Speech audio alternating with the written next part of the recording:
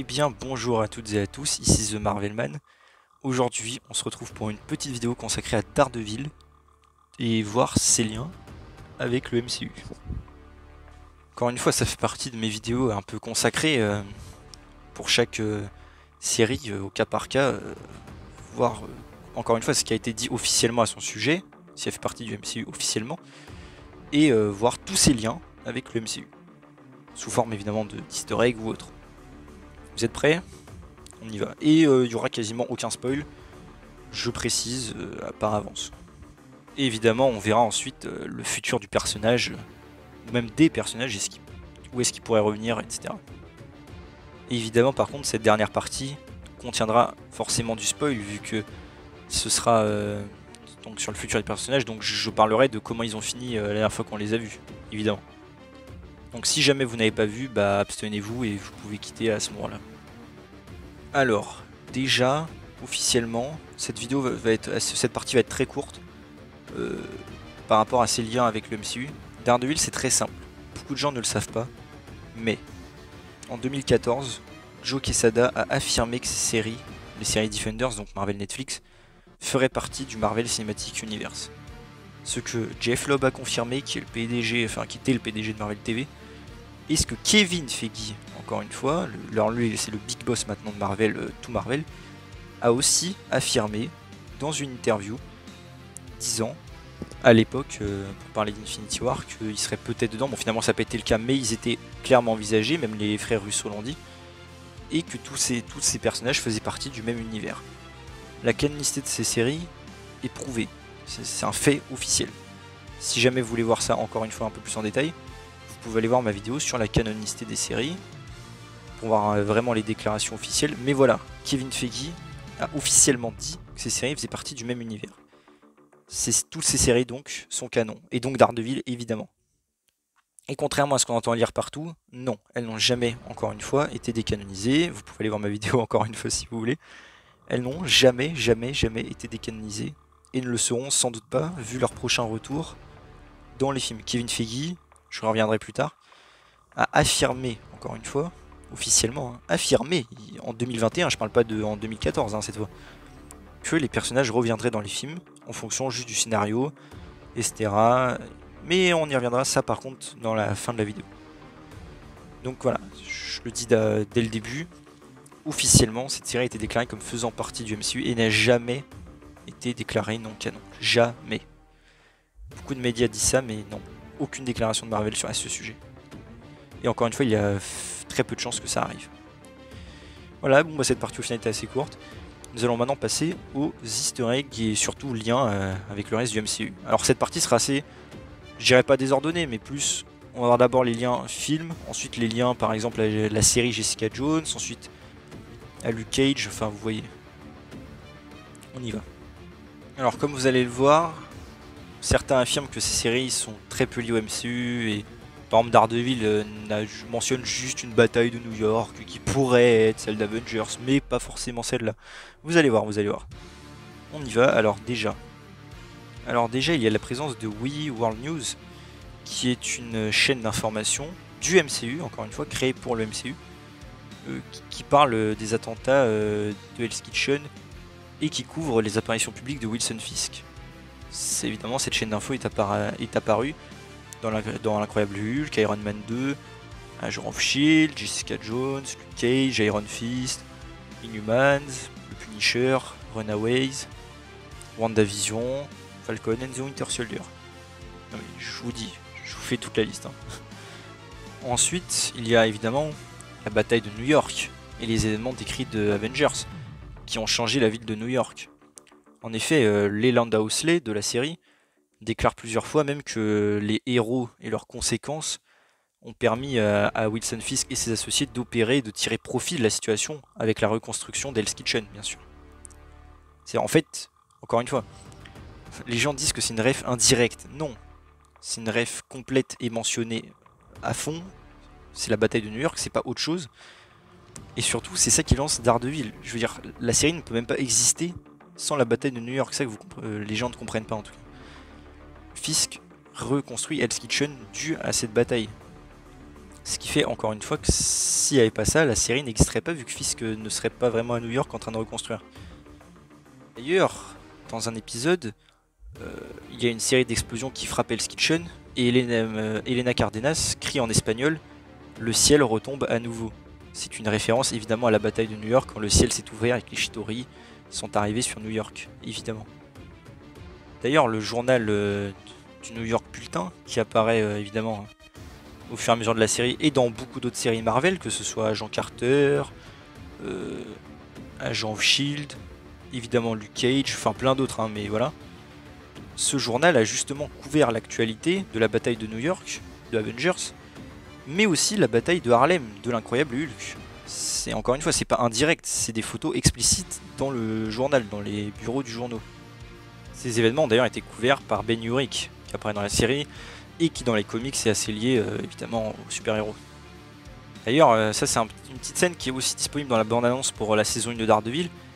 C'est James Wesley à un moment interroge au frère Ranscaroff de la série pourquoi un simple homme masqué est capable de mettre un terme à leurs opérations et que c'est pas comme s'il avait une armure ou un marteau magique. C'est évidemment une référence à Iron Man et à Thor. Il dit ça pour se moquer d'eux et que Daredevil n'est qu'un homme. D'ailleurs, un historique qui a été découvert pas mal de temps finalement après la saison 1 et qui d'ailleurs a été commenté par l'acteur lui-même, c'est que dans un des épisodes flashback, on voit Vladimir Ranskarov qui est dans une prison en Sibérie. Il a un tatouage en fait des 10 anneaux sur le bras. Vous savez, cette organisation qui est déjà apparue dans Iron Man évidemment et qui reviendra faire son grand retour aussi dans Shang-Chi. Organisation qui est en fait dirigée par le mandarin. Et ben en fait l'acteur même lui avait parlé de l'histoire dans une interview. Donc Vladimir a fait partie de l'organisation des 10 anneaux. C'est encore un lien de plus avec le MCU. Et d'ailleurs, petite référence, alors celle-là elle est indirecte, mais en fait elle le désigne quand même.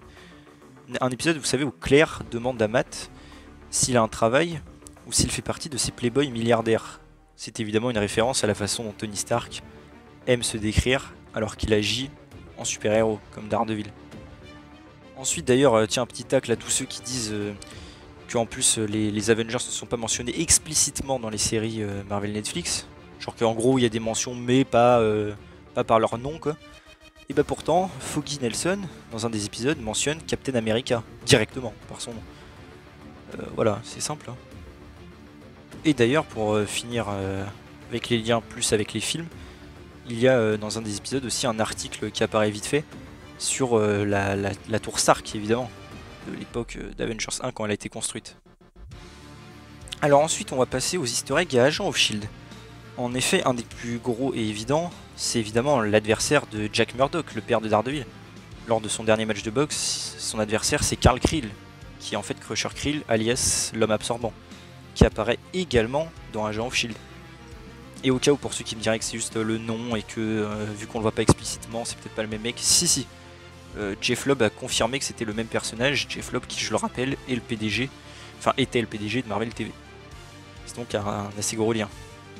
Et d'ailleurs, à l'époque de Daredevil, je dis ça comme ça, c'est sous-entendu qu'il était assez jeune et qu'il n'avait d'ailleurs pas ses pouvoirs, car après il trafiquait ses matchs justement grâce à ses pouvoirs et avec ses points en métal. Il gagnait tous ses combats. Ensuite, autre lien avec Agent of Shield, c'est après la mort de son père, Matt Murdock a été envoyé à l'orphelinat du Sainte-Agnès. C'est le même où le Shield a envoyé Sky après sa récupération en Chine, dans Agent of Shield. Et comme j'ai déjà mentionné dans une vidéo, il est même possible, même probable, après ça dépend un peu de leur âge et tout ça, mais que peut-être ils se soient déjà croisés et même qu'ils se connaissent, pourquoi pas. Ah ouais, ça pourrait faire un lien sympa, Daredevil et Sky qui se connaissent depuis le début. D'ailleurs, encore une fois, on va en revenir au New York Bulletin, le journal. Dans un des épisodes, il y a d'ailleurs une référence, un article sur Cybertech. Cybertech, pour ceux qui n'ont pas vu, qui est en fait une organisation dans la saison 1 d'Agent of Shield et qui joue un gros rôle dans le final de la saison 1. Je vais pas en dire plus, mais voilà, il y a un article sur cette organisation. Et sur les événements de la fin de la saison 1 surtout.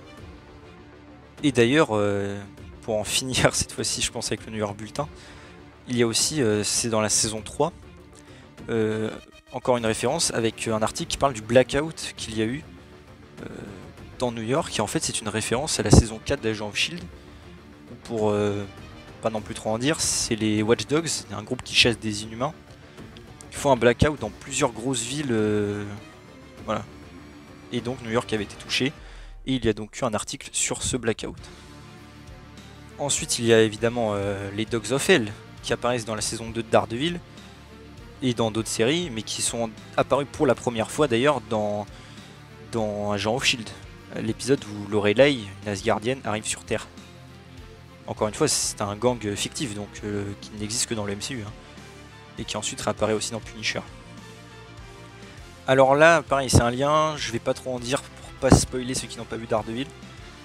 Il y a l'acier Cogmium utilisé par Kenji Oyama, qui est utilisé pour remplacer la colonne vertébrale d'un certain personnage de la saison 3, je n'en dis pas plus, qui a été précédemment mentionné dans un épisode de Agents of Shield, A Wanted Inhuman, de la saison 3. Et c'est un acier évidemment fictif. Ensuite, quelques liens avec Agent Carter, c'est que déjà le New York Bulletin, le journal, est apparu pour la première fois en fait dans le MCU dans Agent Carter. Il y a aussi la marque de boisson O'Haren Scotch Whisky qui est utilisée. Cette marque fictive apparaît également. Elle apparaît également dans Agent Carter, Agent of Shield, Punisher, Cloak and Dagger et Hellstrom. Il y a aussi le gang de la Magia qui est mentionné dans un épisode de Daredevil. Et ce syndicat criminel a des liens avec la famille du crime Manfredi, qui est apparu pour la première fois dans Agent Carter aussi. Organisation évidemment fictive qui vient des comics. Ensuite, maintenant des petits liens à Jessica Jones, mais ça c'est des liens plus faciles évidemment, vu que ça fait partie du plus petit univers on va dire. Elle est évidemment, Jessica, mentionnée dans 2 épisodes de Daredevil, mentionnée explicitement. Même Matt fait une petite blague sur elle. Il y a ensuite Marcy Stoll, qui est une amie de Foggy, qui a été embauchée par Hogarth, Chao et Benoist, après avoir quitté Landman et Zack. Et d'ailleurs, Marcy a aussi présenté Foggy à Jerry Hogarth. Évidemment, Jerry Hogarth, vous connaissez de Jessica Jones, qui est une grande avocate. Il y a aussi le policier Brett Mahoney qui mentionne Oscar Clemens dans un des épisodes. Et en fait, ce policier est apparu d'abord dans Jessica Jones saison 1. Tiens, et d'ailleurs, alors là, peut-être petit spoil, mais pas non plus énorme, c'est un tout petit truc. Claire, dans la saison 2, paye d'ailleurs les conséquences à son travail dans l'hôpital Métro Général d'avoir aidé Luke et Jessica. Ensuite, alors, quelques petits liens avec Iron Fist. Déjà, les produits chimiques qui aveuglent Matt quand il est enfant, des photos de tournage nous montrent qu'en fait ces produits chimiques appartiennent à Rand d'entreprise, évidemment l'entreprise de Danny Rand, alias Iron Fist. Ensuite, il y a évidemment aussi Madame Gao, qui, pareil, je vais pas trop en dire sur elle, mais parce que ce serait dommage si vous n'avez pas vu les séries, mais qui fait référence à Kunlun directement. Et d'ailleurs, le New York Bulletin, dans la saison 2, fait aussi une petite référence peut-être à Kunlun, possible, car elle mentionne une mystérieuse cité perdue. C'est un peu la description qu'on se fait de Kunlun en général. Il y a évidemment quelques gangs comme les Yangshi Guanchi et les Golden Tigers qui sont mentionnés et qui apparaissent aussi dans Iron Fist. Et enfin, petit lien évidemment avec la série Defenders, c'est la destruction de Midland Circle qui a été référencée plusieurs fois. Et une des scènes de la fin de Defenders qui est recréée dans Daredevil saison 3, mais pareil, ça je vais pas trop en dire. Et voilà pour ces petits liens donc. Mais là, comme vous voyez, je me suis vraiment concentré sur Daredevil précisément quoi. Parce qu'en vrai, il y a beaucoup d'autres liens plus de l'un à l'autre. Genre Cloak and Dagger a des liens avec Daredevil, mais vu que c'est dans ce sens-là, genre Cloak and Dagger qui lie Daredevil et pas l'inverse, vous voyez, je le mentionne pas dans cette vidéo, mais je le ferai pour les Cloak and Dagger en vidéo dédiée bien sûr. Voilà, donc c'est un peu les petits liens qu'on pouvait se faire avec le MCU. Vous voyez quand même que c'est pas juste une mention vite fait à une bataille qui ressemble à une bataille de New York, machin, éloignée. Non, non, c'est la bataille de New York, c'est pas autre chose. Et vous voyez qu'il y a beaucoup d'autres liens, comme par exemple les 10 anneaux, etc., qui lient beaucoup au film. Et enfin, voyons donc le futur des personnages. Et bien alors, comment les personnages pourraient-ils revenir? Bon, comme je l'ai déjà mentionné dans 2 vidéos, vous connaissez évidemment la rumeur que Daredevil serait dans Spider-Man 3. Ce n'est pas impossible, après tout. Encore une fois, les rumeurs sont très fiables. La cohérence serait logique vu que Spider-Man a son identité révélée. peut-être besoin d'un avocat vu qu'il est accusé de meurtre. J'y ai pensé dès que je suis sorti de Far From Home, sérieusement. Donc, et vu que les rumeurs sont assez explicites, ce serait tout à fait plausible. D'ailleurs, les rumeurs comme quoi Charlie Cox aurait été sur le tournage ont reprise. Ça veut dire que donc il serait allé 2 fois sur le tournage. Ce qui peut potentiellement dire, si c'est avéré bien sûr, que le rôle ne serait peut-être pas qu'un simple caméo. Peut-être qu'il apparaîtrait, il y aurait vraiment un petit rôle, quoi, on va dire, dans le film. Ce que j'espère, hein, parce que j'adore évidemment Daredevil, et dans les comics, il fait un bon duo avec Spider-Man. Après, comme je l'ai dit, pour certains, ceux qui n'ont pas vu la série ne seront pas perdus, car je pense qu'ils ne mentionneront tout simplement pas, et qu'ils l'introduiront du point de vue de Peter, comme j'ai déjà dit, simplement un avocat aveugle, justicier. Pas besoin forcément d'en dire plus. Pour pas perdre, je veux dire, les spectateurs qui n'ont pas vu la série. Ouais, mais ça c'est valable avec tous les personnages des séries quand ils reviendront, car Kevin Feige a affirmé encore une fois que certains personnages reviendraient, dont les Defenders et des persos d'Agents of Shield. Je pense qu'il faut faire un peu comme Ahsoka dans Mandalorian, si vous voyez ce que je veux dire. Juste tu la fais revenir, tu sais qu'elle a un passé. Si t'as envie d'en voir plus, tu peux aller voir la série, sinon bah c'est pas grave et tu comprends l'histoire sans problème. Et d'ailleurs, je rappelle que si Spider-Man 3, on va dire, se passe dans la chronologie fin 2024, vu qu'apparemment ce sera vers Noël, de ce qu'on en sait. Ça voudrait dire donc qu'il y aura eu 7 ans entre la fin de Daredevil, je parle dans l'histoire du MCU, hein, et le film Spider-Man. Donc entre temps il peut se passer plein de choses, j'ai déjà dit dans une autre vidéo, mais peut-être que par exemple Daredevil a été snappé par Thanos, après tout. Tout à fait possible. Voilà, on sait pas. D'ailleurs, une scène, là j'avais déjà dit dans une vidéo, une scène se fait tourner dans un tribunal, donc ça renforce l'idée de Daredevil, et en plus une scène dans une rue, je sais plus le nom de la rue, désolé, et en fait cette rue c'est la rue où il y a le cabinet de Nelson et Murdock dans les comics, et encore une fois ce ne sera pas incohérent vu qu'à la fin de la saison 3 ils changent de cabinet, enfin ils ont créé un nouveau, donc ça pourrait être tout à fait logique sans contredire la série. Évidemment s'ils font revenir Foggy et Karen, c'est cool, évidemment. Pourquoi pas après tout.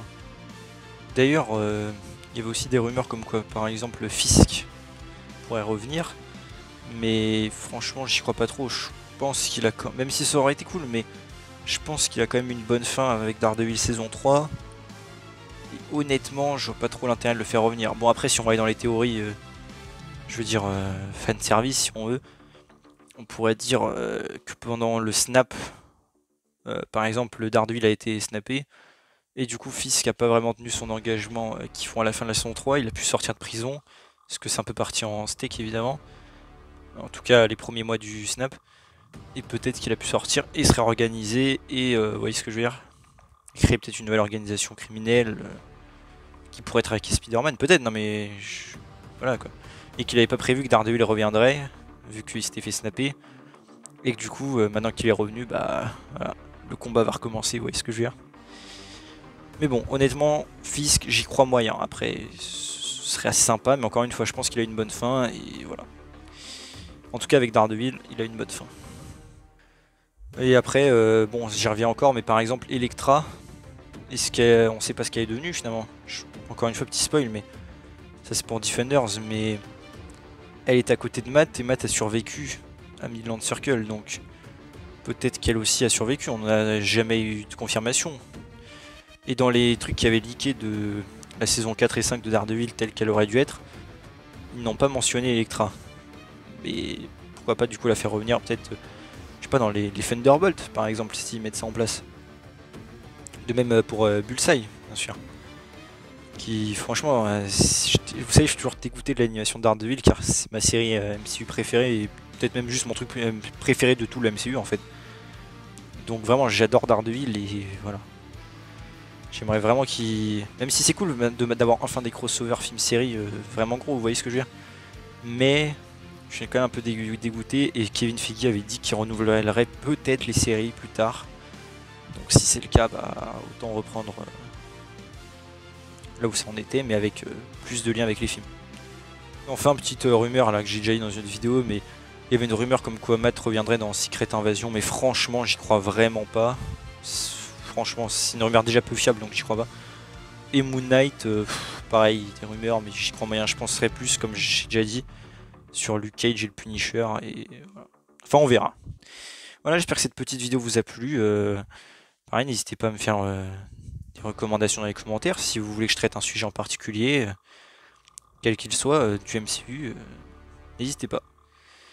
Voilà, donc si ça vous a plu, bah abonnez-vous, pouce bleu, la cloche, et on se retrouve bientôt pour une nouvelle vidéo. Allez, salut!